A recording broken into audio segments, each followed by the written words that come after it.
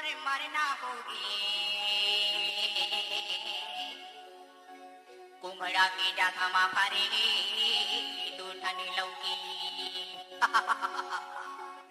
आओ नचिए डीजे पिंटू यादव।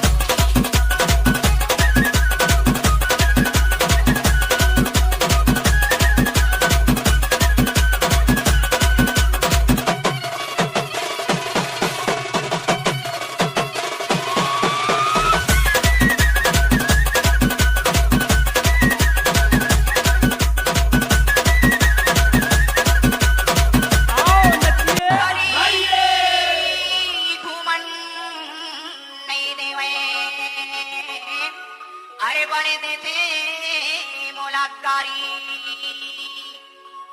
मुसवा कसन में सपटे रेखा डरे लागे डीजे पिंटू यादव।